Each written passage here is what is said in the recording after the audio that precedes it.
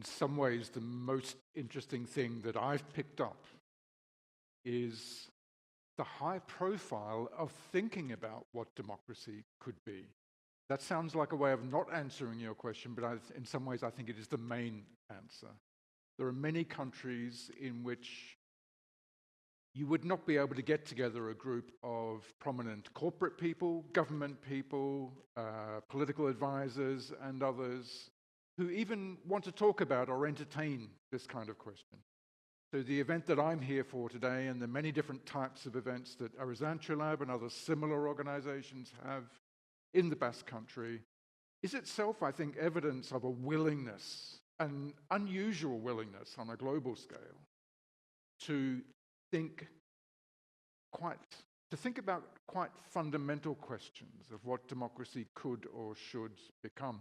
I think I would add a couple, maybe three specific things to that. The Basque Country has a relationship with the idea of decentralization or localization of power. And I hear voices here that express a need for that to go further, for example.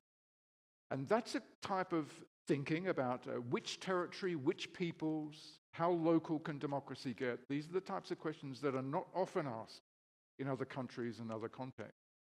And I find them interestingly higher profile here. I think it has to do also with the Basque Country's history with Spain or the rest of Spain, and questions of decentralized power, but I think that has been very interesting.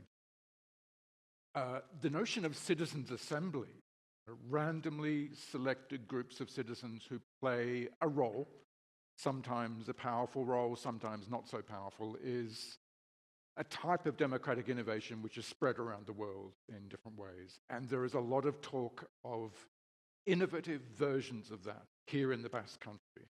So I'll be keeping my eye, for example, on this very interesting development, which I know is being discussed here at a good level, is the possibility of a kind of permanent citizen assembly body connected in interesting ways to the regional parliament, the Basque Country Regional Parliament, as a way of enhancing citizen engagement, citizen participation, and maybe a citizen voice, just more generally. I think I would add one more final reflection on that. And I'm looking out the window as I'm speaking to you in the other direction of the camera, and there are the mountains and the nature surrounding this extraordinary spiritual venue that we are standing in the collection of buildings here. And there is something about representing the interests of non-human nature and questions of species health and species extinction. And I see, because of its terrain and location, possibly special scope for developments in the Basque Country, or thinking about human, non-human relations and how we might think about democracy in that expanded context. I think EHUrekin is crucial in different ways. One, because it is literally, as well as symbolically, here at the center in EHUrekin. And because it brings together people from, again, as I said a moment ago, people from government at senior levels, all different types of foundations, ones that are focused on the Basque Country, but also working more internationally.